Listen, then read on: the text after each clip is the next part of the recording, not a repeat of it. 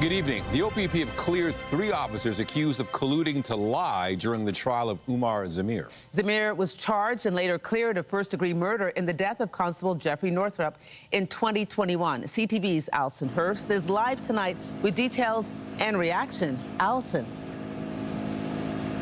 The 55-page report was released today to the public with Toronto Police Chief Myron Demkew saying that it fully exonerates those 3 officers, and the Toronto Police Association president calling out the Ontario Superior Justice who was in that trial, saying she was wrong.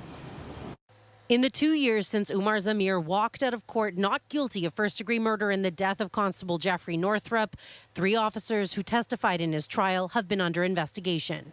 Today, Toronto Police released the OPP report on their independent review into allegations those officers lied on the stand and colluded. For nearly 2 years, Detective Lisa Forbes and Detective Constables Shamil Pace and Antonio Correa lived under accusations that they had lied under oath and obstructed justice. Northrup was struck and killed in the parking garage under Toronto City Hall in July 2021. Much of the scrutiny of these officers was their testimony on where Northrup was standing when he was hit by the vehicle. He stood in front of a car, a fact that has been confirmed today by the OPP. When addressing the jury in 2024, Superior Court Justice Anne Malloy said the officers may have colluded in delivering their testimony, adding their statements did not match the physical evidence presented. According to today's report, in conclusion, the OPP has found no reasonable grounds to believe that Detective Constables Forbes, Pace, or Correa lied or colluded to lie. We will work closely with our members to identify any available next steps, but at the very least, they deserve an apology. The OPP's investigation did not include interviews with either Justice Malloy or Zamir, saying his testimony and her comments were well documented during the trial. We had no idea this was happening. This was a secretive process. This was done at the behest of the TPS instructing the OPP. CTV News reached out to the OPP. A spokesperson says as part of their mandate, interviews were only conducted with those who had specific relevance to the allegations being investigated. The OPP report has not been subject to any scrutiny. Nobody has cross-examined the reconstructionists, and that's a vital part of the trial process. You simply can't rely wholesale from our perspective, from a legal perspective, on just a report that has not been tested. The OPP's investigation seems to come to a third finding of what happened that differs from what the defense witness and TPS expert both presented at trial.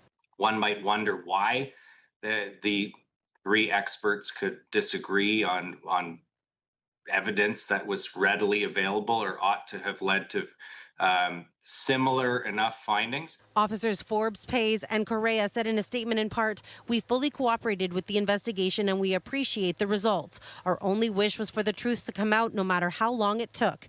We ask the media to respect our privacy during this time so we can grieve and move forward together, something we have been unable to do since July 2nd, 2021. We reached out to Justice Malloy for any comment, but we have not heard back yet at this time. We also asked the TPA president if he could elaborate on what he means by any available next steps for those 3 officers, but he declined to go into detail. Reporting live, I'm Alison Hurst. Andrea, to you. Thanks, Alison. 2 men are in hospital following a stabbing inside Bloor subway station late last night. It's the second stabbing on TTC property in as many days, prompting concerns about safety on the transit system. CTV's Beth McDonnell is live tonight with more. Beth. Nathan, there are renewed concerns about violence on the TTC. Some riders want to see more safety improvements, and one city councillor says it's time to have police officers at all subway stations. 2 stabbings in 2 days, one inside Bloor Yonge Station stemming from an altercation, the other from a fight on a North York bus, have TTC riders reflecting on their own close calls across the system. Someone walked up to me and was just yelling some slurs, and I felt bad, and he kept saying he was gonna yank off my wig, and that was very scary. So every day it's getting more scary. I just traveled on the TTC today for a long time, and a lady was assaulted on the TTC. So it surprised me. But I noticed there are a lot of security around. Toronto police say the violence at Bloor Yonge Station broke out Monday night shortly before 11, sending a 43-year-old man and the 22-year-old suspect to hospital. On Sunday, a 32-year-old man suffered serious life-threatening injuries from that stabbing. The TTC says its CEO and the police chief have spoken since the stabbings and agree safety on public transit remains a priority. The mayor says one stabbing is too many, but trends are moving in the right direction. We have noticed that there's a drop of about 28% from year over year, which is great. And the reporting of disturbances also dropped by half. I don't see any extra constables in sight. So, no, I don't think it's getting any safer. Through no fault of their own, I think there are people using it for shelter. And some of them are pretty unstable, and it is frightening. I don't know if it's getting safer or not, but I don't have problems with it. I think it's a fantastic system. Work has been done to improve safety on the TTC since the pandemic, from adding TTC special constables to a pilot program underway embedding crisis worker teams along the U portion of Line 1 to bringing on neighbourhood community police officers between Union and Eglinton in November. Councillor Brad Bradford, who intends to run for mayor, says more is needed, and he's bringing a motion forward next week to have police officers in all subway stations. It's a deterrent factor. You look at other jurisdictions, other cities around the world that have struggled with transit safety. One of the responses has been to have uniformed officers in the transit stations, and I think Toronto is at a point right now where that's necessary. Riders are divided if more police will do the trick. I'd say no. It's just too much resources being used to solve a problem that's much larger. Yes, because people will feel more comfortable and those who are doing the stabbings will feel uncomfortable. In the hopes people can travel safely from point A to point B. The TTC says over the past 5 years, it has invested tens of millions of dollars in boosting staff presence and upgrading intercoms and cameras. Reporting live at Bloor Yonge Station, I'm Beth McDonnell. Nathan, back to you. Thank you, Beth. We have more news in a moment, but first a look at the forecast. Here's a live shot of the city. There are some flurries in some areas right now, and it also is very chilly, especially by the water, so bundle up if you've got any plans. Lindsay Morrison has a look at how things are now. Hey, Lindsay. Hey, Nathan. Fortunately, it's not quite as chilly as it was early this morning. We'll talk more about that coming up. But yes, it is still cold out there. We're seeing some sun in parts of the GTA, but we're also seeing some snow. So around Schaumburg, over toward King City, Markham, north end of Pickering, there's a bit of a snow squall band moving through your neck of the woods. And there's been widespread lake effect flurries throughout the day today. However, snow squall warnings are gradually coming to an end. The winds still out of the west are breezy, but easing comparatively so as well. And right now it is -5 degrees in Toronto, feeling like -14. If you have St. Paddy's plans tonight, here's a look at what you can expect if you're venturing out to the pub.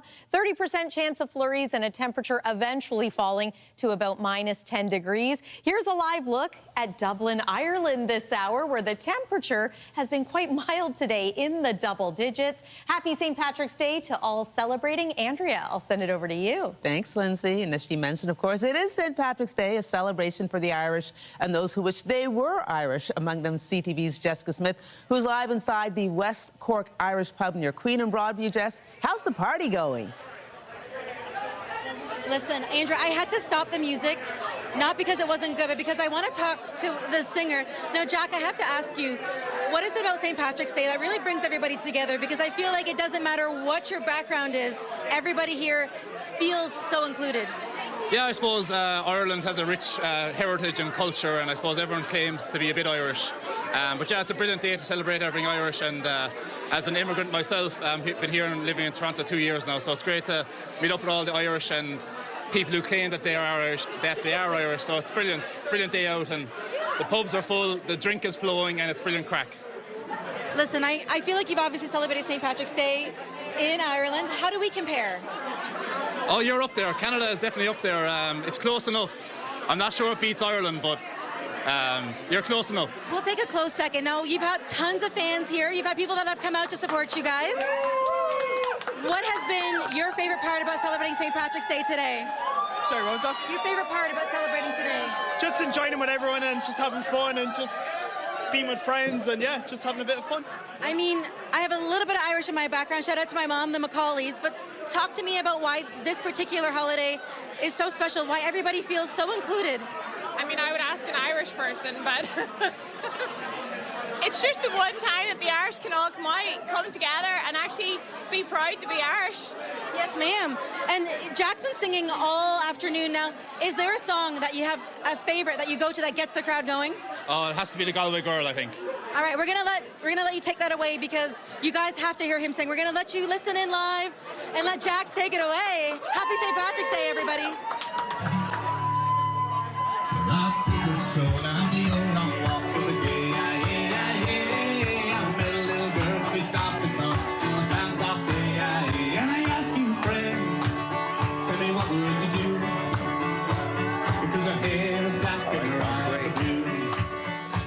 Okay, if you're going to drink, don't drive. The province is looking at expanding access to HOV lanes as part of an attempt to ease congestion on Ontario's highways. Just one of a number of new measures the Ford government has proposed in recent days. CTV's Queen's Park Bureau Chief Siobhan Morris is live tonight to walk us through it and also what might be behind this idea. Siobhan. Well, Nathan, the Premier's been really busy in the last few days. There are announcements aimed at drivers, combating crime, and he's also promised to look at maybe building a convention centre, possibly on a partially filled-in Lake Ontario. His critics say this is all a distraction from moves he's making to block access to his cell phone. It's a new proposal to help drivers riding alone get to their destinations sooner. There's a traffic jam or whatever, 7, 8 o'clock at night, people should be able to use the HOV lanes. Ontario is also going to let you bring booze from home to enjoy at some street festivals. A 48-hour flurry of announcements and initiatives, opening up bail hearings, pushing the feds to legalize carrying pepper spray. This is to defend yourself when some crazy nut comes after you. To CTV political analyst Scott Reed, this all makes sense. This is right in his wheelhouse politically, and in some ways, I think the Premier is trying to reinforce those kind of populist issues that he's on, but at the same time, push away some of the bad news. Like the firestorm set off last week over tightening freedom of information rules. It would keep calls, texts, and other records from the Premier, ministers, and their staff out of public reach. The changes, retroactive. I think everything he said in the last few days is all about distracting from the fact that he doesn't want people to have access to his cell phone records because he's trying to hide something. Doug Ford makes no secret of using his personal phone for work. In January, a court ordered him to turn his records over. Today, Ford made clear his phone is the reason for the change. When it comes to a conversation within cabinet and on personal cell phones, that's not should be FYable. The interim Liberal leader says the Premier's trying to duck accountability for public business on his private phone. He's got the Greenbelt investigation that's ongoing. He's got the Skills Development Fund investigation ongoing. He's got Therma and God knows what else. The clampdown on access to information comes with updated cybersecurity plans. The Premier says Ontario needs to keep an eye on adversaries. Be it China, North Korea, Russia, and if anyone thinks that they aren't on to us and everywhere else in the world, well, you're sadly mistaken. John Fraser says surely if security was so important, the Premier wouldn't be doing government business on a personal device. Reporting live from Queen's Park, I'm Siobhan Morris. Nathan, back to you. Right. Thank you, Siobhan. And as Siobhan mentioned, the Premier also wants to change the rules to allow Ontarians to bring their own booze to a number of outdoor public events. Some see it as a way to boost attendance, but others worry it could lead to issues with safety and security. CTV's Natalie Johnson has more. On one of the busiest days of the year for bars, you don't need the luck of the Irish to find a pint being poured in the middle of the day. The more time we spend celebrating, the less time we spend arguing. And many of the people in this pub will cheers to the idea of looser alcohol rules in this province. People are generally responsible. The rest of the world has allowed, these sort of relaxed drinking rules for some time, and I think we're catching up slowly. The Ford government announcing today it is expanding bring your own alcohol permits for outdoor community events, including festivals and farmers markets. If you want to go to a cultural event, then you can have a glass of wine and a beer. You want to bring your own wine, that's fine. Under the plan, expanded permits will allow event goers to BYOB to drink in designated areas to save them money and support tourism. Having more ways for people to enjoy the city is a good thing, and but they might want to sit down and order something because we also want to help out local businesses. The chair of the Greektown BIA, which runs the Taste of the Danforth, says there is promise in the plan. What a great opportunity it creates for those visiting the festivals all across the province that you can partake in any way you kind of really please. But he also encourages event goers to patronize the bars and restaurants that put on the festival. Taste of the Danforth is put on by the members of Greektown, and we also are alcohol serving establishments, and we'd like our unique visitors coming to participate and enjoy and celebrate in the fun of a Taste of the Danforth this year to also kind of think of drinking with our member businesses. Other festival organizers have concerns about crowd control and liability. How are we going to manage this? Because Ozfest and other festivals, when they attract a crowd that want to have a good time, often there's lots of alcohol consumed.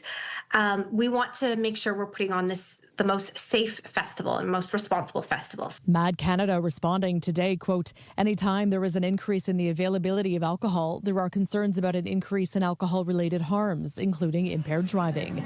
The Premier, though, says he believes Ontarians will partake responsibly. If someone wants to have a beer or a glass of wine, they should be able to. And expects the majority of festival goers will still be raising their glass in restaurants. Natalie Johnson, CTV News.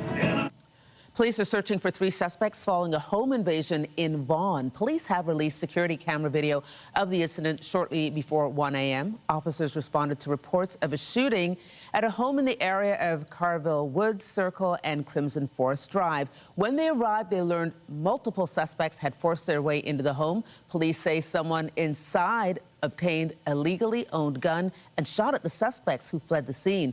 Police later located one of the suspects at a Toronto area hospital where he was suffering from a gunshot wound. He remains in hospital in police custody. Investigators are searching for the other 3 suspects. Hamilton police arrested and charged a man in connection with a sexual assault investigation, and they're concerned there may be more victims. 33-year-old Paul Kamani is charged in connection with a violent sexual assault investigation involving female sex workers in central Hamilton. Kamani's facing several charges, including sexual assault and aggravated assault.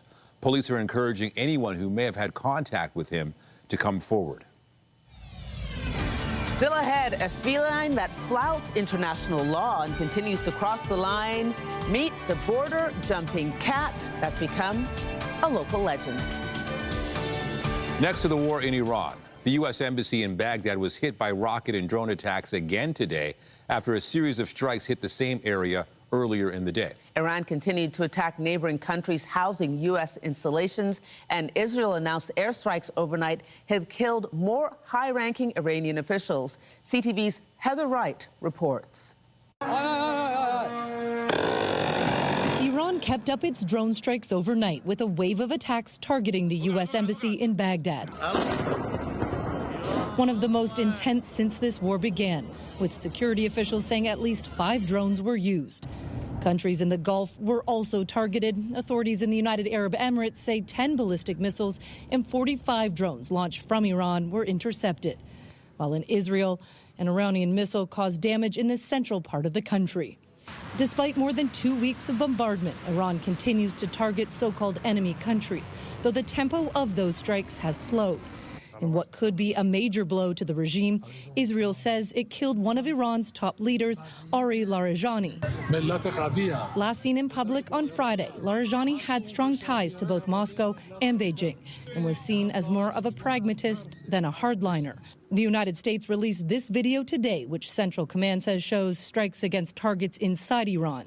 It comes on the same day as the United Nations announced it is investigating the fatal strike on a primary school in Iran on the first day of this war, which killed 168 people, mostly girls. A preliminary investigation found the U.S. was likely responsible, though nothing has been proven.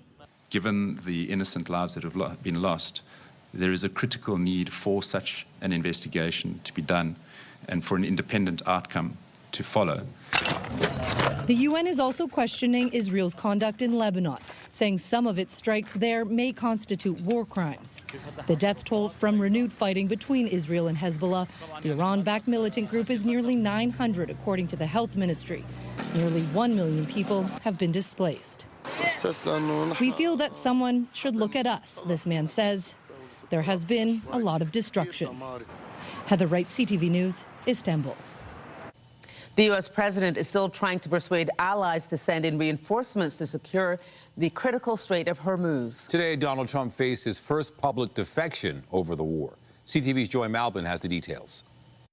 Thank you very much for being here. Greeting the Irish Prime Minister in the Oval Office, President Donald Trump lashed out at NATO and U.S. allies for not joining the war against Iran. I think NATO's making a very foolish mistake, and I've long said that, I wonder whether or not NATO would ever be there for us. So this was a great test, because we don't need them. As his top counterterrorism official just quit publicly, a stinging resignation. Joe Kent posted on X he could not in good conscience support the war, saying Iran posed no imminent threat to our nation, and it is clear that we started this war due to pressure from Israel and its powerful American lobby. A shocking surprise among the president's loyal ranks, Kent openly questioned the president's judgment. He was weak on security. It's a good thing that he's out, because he said that Iran was not a threat. Iran was a threat. Every country realized what a threat Iran was. The president praised his Arab allies taking the brunt of it after most NATO nations bowed out. France's President Emmanuel Macron said, France did not choose this war. We are not taking part in it. And from Britain's Prime Minister, we will not be drawn into the wider war. Trump wanted their help to safeguard the Strait of Hormuz, but it's risky. With tankers on fire, Iran has blocked the critical waterway for oil, sending gas prices soaring. Trump grumbled. Everyone agrees with us, but they don't want to help. And we as the United States have to remember that, because we think it's pretty shocking. The president's pressure campaign on allies so far coming up empty. As for his timeline, Trump said the U.S. is not ready to leave Iran yet, but will in the near future. Joy Malbin, CTV News, Washington. With the World Cup set to kick off in just 3 months, Iran is trying to move its matches out of the U.S. and into Mexico. As the conflict in the Middle East deepens, Iran says it's negotiating with FIFA to move the group stage games. The request comes after President Trump discouraged the team from participating, citing safety concerns.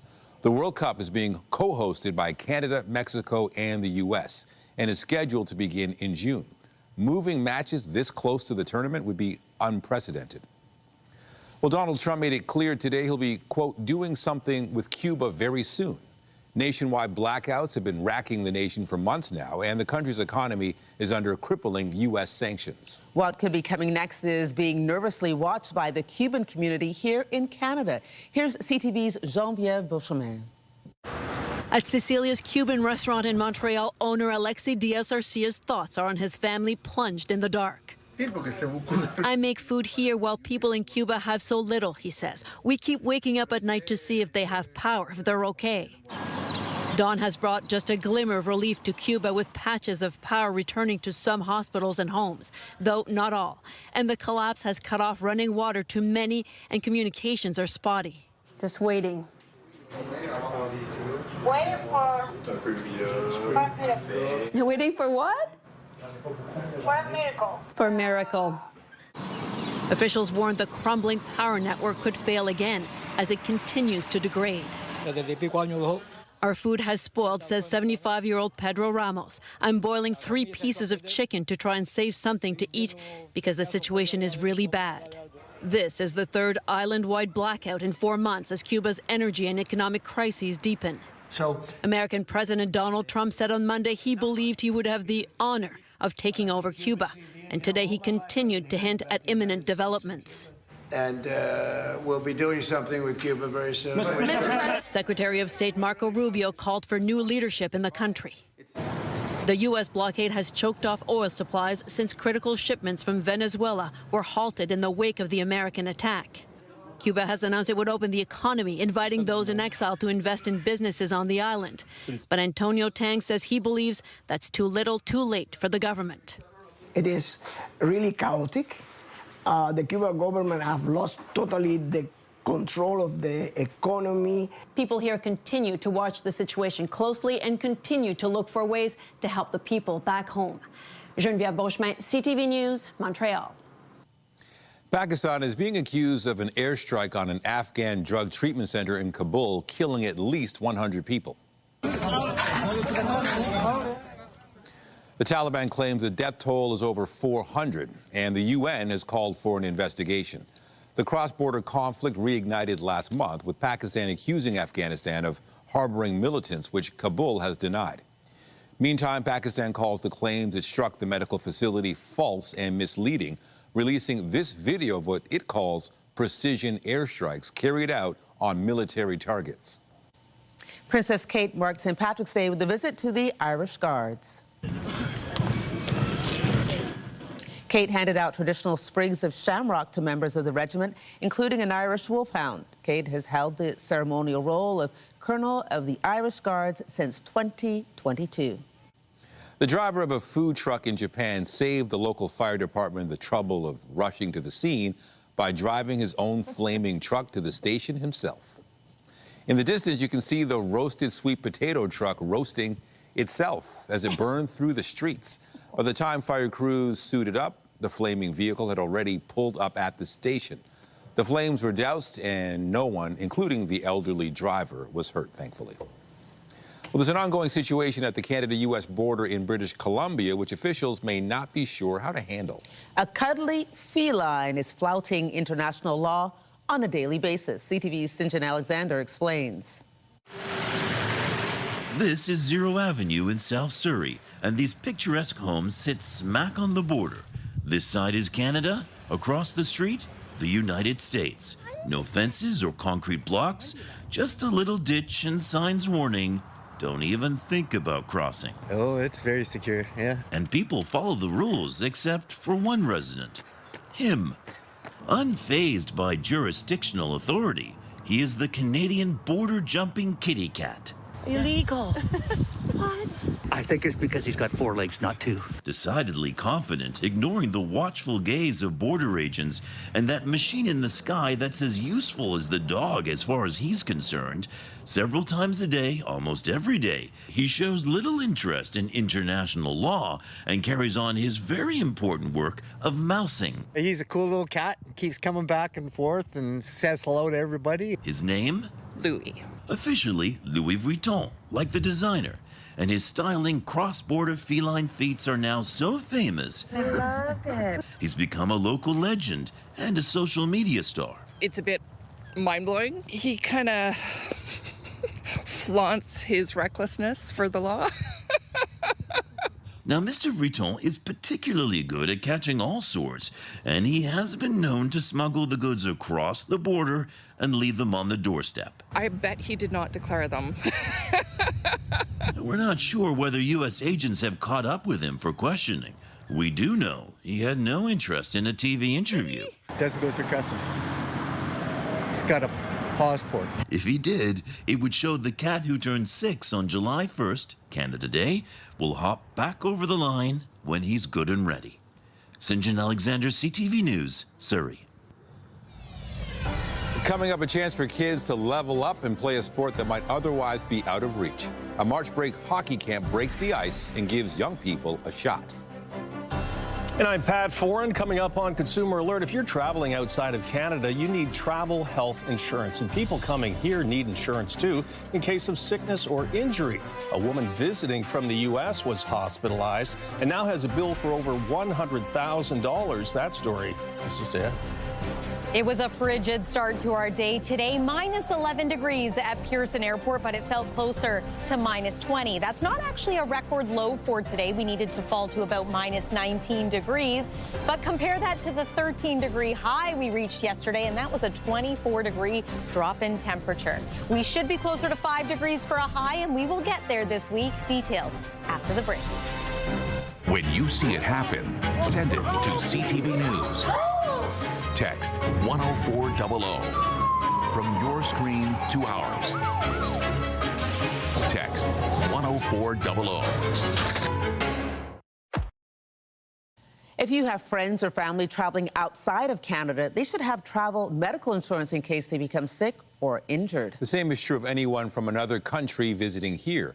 They also need insurance in case they're hospitalized. Here's Pat Foran and Consumer Alert. Pat. Thanks, Nathan and Andrea. A Whitby man says his mother was visiting from the U.S. last fall. She became ill and ended up in the hospital. She was there for a month and didn't have travel health insurance. Now the family has a hospital bill of more than $100,000. Naveed Zafar's mother, Begum Bashiram, is in her 80s and lives in Atlanta, Georgia. In October, she was visiting with Zafar in Whitby and his sister in Waterloo.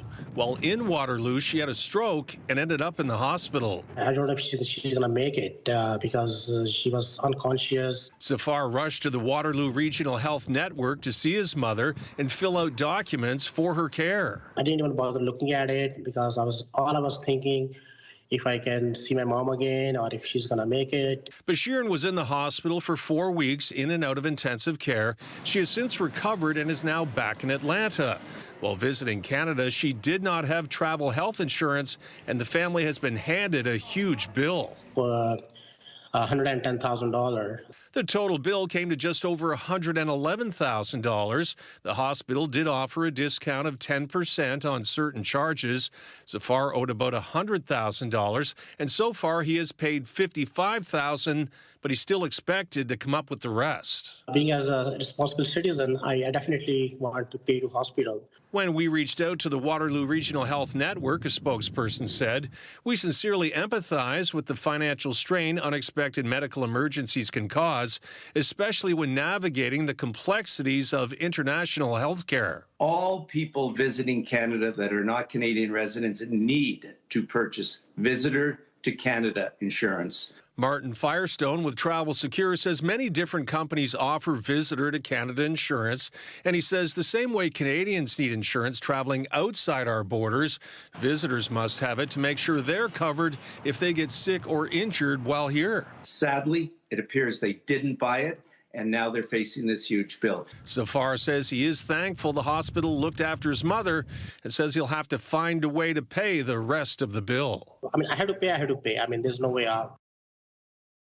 And when buying Visitor to Canada insurance, you must be in stable condition and not have pre-existing health issues. It's also required by international students and new immigrants who may not have provincial coverage for a period of 3 months. On your side, I'm Pat Foran. If you have a consumer story idea, email us at alert@ctv.ca. All right, to the forecast. Of course, it's St. Patrick's Day, and if you got plans tonight, dress for one. Exactly. So at noon, you said in Dublin's Fair City because we showed Dublin. And for the rest of the day, I've been singing Molly Malone. I cannot get that song out of my head. It's a great song. And now I'm going to be singing Galway Girl, Cockles too. After and muscles. Alive, alive, oh. Everyone's Irish today, Nathan. Of course. Okay, let's get to the forecast. We showed you Dublin, Ireland a little bit earlier on. Let's take you to another big city celebrating St. Paddy's Day, and that is Chicago. Over the weekend, they dyed the river green, and this is the 70th year that they've done that. Now, don't worry, they use a secret ingredient to do this, but it is non-toxic and it is eco-friendly. So the river ends up looking this way for a couple of days, but at its peak, it is a beautiful emerald green. It's so cool to see, and any tourists heading to Chicago, this is always a highlight at this time of year. Let's bring it back a little closer to home. Look at that. We have just seen a snow squall warning come to an end near the shoreline of Lake Huron. This is good news. The winds have been settling down throughout the day, too. Still coming from a westerly or northwesterly direction. We will have a calmer night as far as winds are concerned for tonight, and then into tomorrow. Breezy once again, but those winds more from a southerly direction as opposed to a westerly or northwest. Still some flurries in and around the GTA, and again, closer to those snowbelt regions. Here's what we're watching for now. A parade of lows. Lower impact than some lows can be, but one clipper after another is going to swing on through southern Ontario, bringing us the chance of rain rain or the chance of snow, depending on when it hits and what the temperature is. By about midnight going into Friday, we can expect a trace to a couple of centimeters of snow in and around the GTA. And then Wednesday, a little burst of snow in the evening hours. That's when that's expected to happen. Chance of flurries, but also risk of some freezing drizzle. And then Thursday, this is when the next system comes in, and this one could bring us rain or snow. Latest model runs show this may be missing us here in the city of Toronto, but just a heads up that Thursday, a little bit of messy weather is going to be possible. And then Friday, at this point, it's looking a little more likely that we will see showers as opposed to snowflakes. It is -5 degrees right now at Pearson Airport. It continues to feel colder than that thanks to the winds. -10 degrees is what we're forecasting for an overnight low tonight. But waking up tomorrow morning, it is likely to feel like -15 all over again. By the afternoon, though, we hope to climb out of freezing territory. +1, the expected daytime high. And we hope to enjoy some sunshine, at least for the early part of the day. There will be an increase in cloud cover. Thursday and Friday are milder, seasonably warm at +5 and +6 degrees. However, we've got that chance of showers and of flurries as we make our way into the weekend. Sunday at this point is looking pretty good with a mix of sun and cloud and a high of 6, slightly cooler into the early days of next week. That's the weather for now. Andrea, back to you. Thank you, Lindsay. Also tonight, a breakthrough for certain types of brain cancer, a new treatment that not only kills tumors, but can also reverse its effects. The mysteries of the human brain are slowly being unraveled. Health reporter Pauline Chan spoke with one expert who says new discoveries and new policies are helping patients. Dr. James Perry is perhaps best known in Canada as Gord Downey's doctor when the tragically hip singer was diagnosed with incurable glioblastoma. We have a lot of exciting research and a lot of new developments, but patients being treated today are not too different than before. Gord had a glioblastoma, which is grade 4, incredibly aggressive, always lethal disease that people live only a year or two with, as you saw with him. Whereas there are lower grade gliomas in the brain, and we've just had a breakthrough therapy for those patients. The new drug is known as vorasidenib, brand name Voranigo. Family physician Dr. Aisha Hussein is one of the patients who has benefited from the oral medication. The lead up to the diagnosis was a few years. So I was experiencing worsening fatigue, worsening stamina and endurance. She had surgery in 2022, then during a difficult recovery, heard about a new targeted treatment being tested. It's a massive game changer. So what it does is it not only controls the disease, it shrinks the disease. And the results from testing for Voranigo were so dramatic, it recently became covered in Ontario under the new Funding Accelerated for Specific Treatments, or FAST program. Lowering the financial barrier for my patients who do have, let's say, glioma, to have that increased faster access and be reimbursed. Hopefully we'll set a new standard, and hopefully will be mimicked by other provinces. But time is everything for these patients with these incurable cancers. But for the type of brain cancer Gord Downey had, the search is still ongoing for an effective treatment. Pauline Chan, CTV News. The city is expanding its nutrition and early registration programs for summer camps this year. For low-income families, we noticed there's an increase of about 10% increase, meaning that in some of the free programs, we designed those free programs for those families, and they are, in fact, coming in, which is great before. But because before, they just couldn't make it. Every child who participates in a Camp TO program will receive a nutritious mid-morning meal. The city began funding snacks for kids at select camps last year to address the rising cost of living. Early local registration will also be rolled out to all 33 centers offering free Camp TO programming. It allows eligible residents who live close to the centers to sign up a week ahead of the general public. It aims to increase access for local residents, especially in lower income areas. March breaks in full swing, and there are a number of activities happening across the city. The AGO is offering families the chance to see their own work displayed for the public. This activation is about collective drawing. So you can come into this space, into Walker Court, you can see a prompt on the wall. I think this one is, what animals in Toronto do you see at night? And then you can come and draw. We're building one big, multiple, all of these collaborative drawings together. And at the end of the day, we hang them up on the wall. So your artwork can also be part of the AGO. The AGO will be hosting events until Sunday. In addition to creating art, the activities also let people explore the gallery with its activity booklet. After the break, home sales and listings remained weak across the country in February, but experts are hoping for a much stronger spring. Business is next.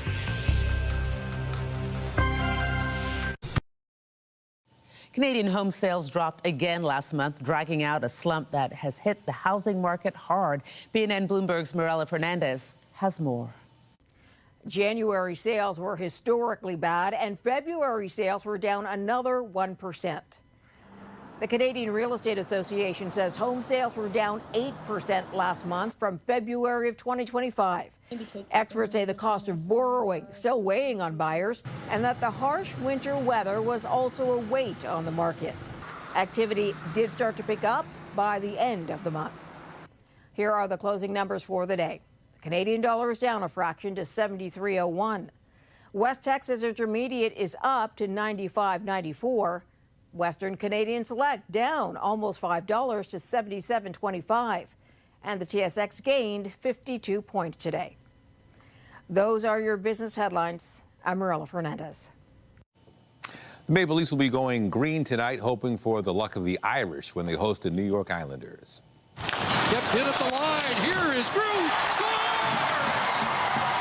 He's got another. Transition game. And how about The team's coming off a 4-2 win over the Minnesota Wild Sunday. Puck drop is set for just after 7 tonight at Scotiabank Arena. The Leafs will be decked out in their green St. Pat's jerseys as the team marks St. Patrick's Day. The Scepters can move up a spot in the standings with a win when they face off against the Boston Fleet tonight. Turnbull left side. Turnbull shoots. Murphy save, and it's cashed in. The team is coming off a 2-0 win over the Seattle Torrent on Sunday. Puck drop for tonight's game is set for just after 7 p.m. in Beantown. The Fleet currently sits atop the PWHL standings, while the Scepters are in 5th place. Well, just ahead, learning cool new skills on the ice, the March break hockey camp making a difference and scoring big time with kids. And finally tonight, it's a unique March break experience aimed at introducing kids to the ice, a hockey camp for those who've never played. A CTV Sean Leatham report is the brainchild of a teenage player who realized the cost of the sport was preventing some kids from getting involved. A camp that cuts through by giving kids a chance to play a game that might have been out of reach. It's my first time playing hockey. Have you guys ever skated before this week? No. It's just happy. I'm happy every time I play.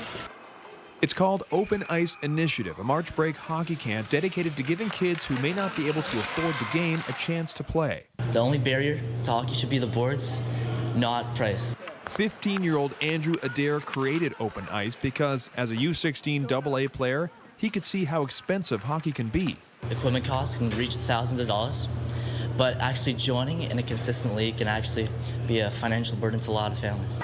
Adair partnered with Hockey Fundamentals Camp for ice at Ted Reeve Arena and found a sponsor, the Hockey Stick Man, who provided free equipment to each of the camp's 16 players, attracting coaching help from former NHLer Cameron Gounce. I think everyone likes to see what they're capable of. So playing hockey, especially for some of these kids getting on the ice for the first time, I want them to know that they're more capable than they realize and make sure they have fun while doing it.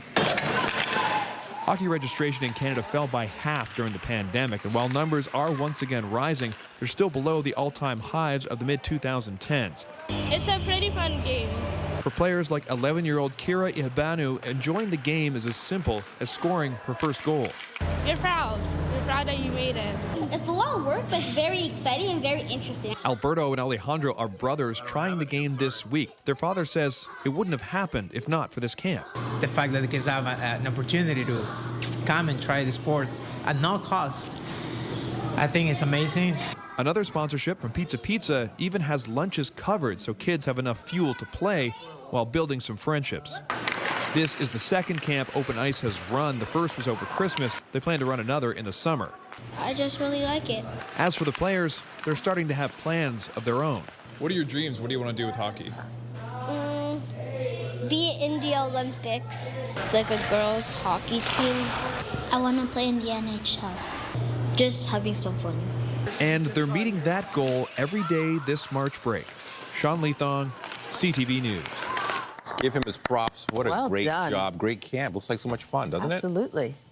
Great story. You know, today was the last day you could skate on the Rideau Canal. Oh, I didn't know 56 days and it's done. I just remember that, seeing these kids on the ice. And there was one kid I heard on the radio, he skated for 55 days. Wow. So almost every day. So congratulations. And if you can't skate on the Rideau, we still have Nathan Phillips Square. Yeah, that's one upside to the cold temperatures that we've experienced today and some other days. And we've still got a little bit of snow flying in some areas, a few streamers coming off Lake Huron. But for the most part, the flurries are going to settle down tonight, too. That's what we're waking up to. It is another cold start, but the afternoon temperature is a little bit warmer with some sun, hopefully tomorrow. A reminder, spring arrives on Friday. Let's end it on that note. Andrea and Nathan. Thanks, Lindsay. Be sure to join Omar Sachedina tonight at 11 for the CTV National News, followed by the one and only Raheem Ladani with our next local newscast at 11:30. Meantime, our coverage continues anytime on CP24 and at ctvnewstoronto.ca. For Lindsay Morrison and all the hardworking people in front of and behind the camera, thanks for watching. Have a good night.